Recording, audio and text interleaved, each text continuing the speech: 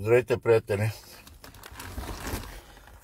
Ще направя едно много кратко включване по повод на едно събитие, което днеска така предизвика в мене поредната доза гняв.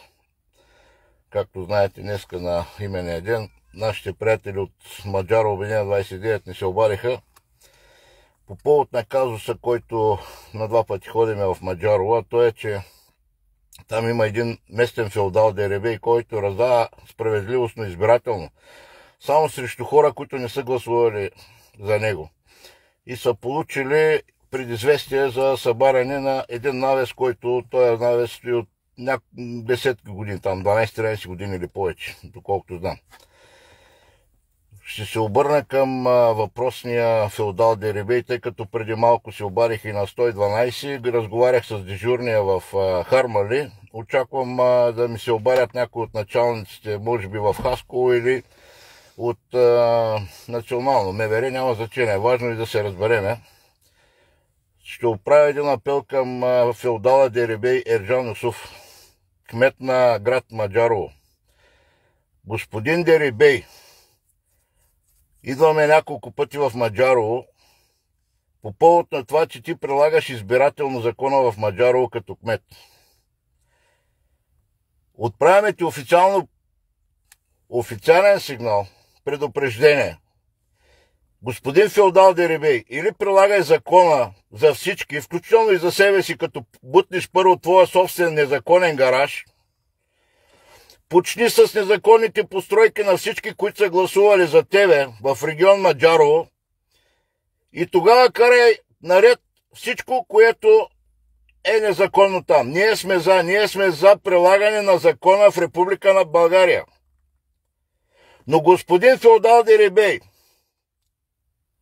приеми този сигнал много сериозно. Разпространете този видеоматериал да стигне до феодала деребей мафиот Ерджан Юсуф, подлога на мафиота Пеевски, че ако ти, господин феодал деребей, прилагаш закона в Маджарово избирателно и не започни с тебе, ние повече сигнали за акции в Маджарово няма да правиме. Ще се изсипим в Маджарово без никой да разбере. Нито ти, нито МВР, нито ДАН ще разберат как ще се изсипим в Маджарово и ще ти наложим граждански арест. На тебе лично феодал деребей. Ясно ли те? Предупреждаваме те от Обединение 29. Или започни да спазваш закона, като почнеш от тебе, и покажи на хората личен пример как се спазва закона. Не дей да стресираш хората. Не ми изпращай писма. Първото писмо за незаконно строителство го отправя лично към тебе. От ОПГ Маджарово. Чакаме всеки момент да ми се обадят някои от началници в национален мащаб. И официално ги предупреждаваме. Аз в момента се намирам на почивка, но това не означава, че аз не мога да се прекъсна на секундата почивката. И както сме го правили неведнъж да се изсипеме не само в Маджарово, във всяка една гореща точка на България, където има феодали, мафиоти деребеи, които прилагат избирателно закона. На тебе говоря, господин феодал деребей Ерджан Юсуф. Сега ще ти се обадят поне от 5 места, държавни институции.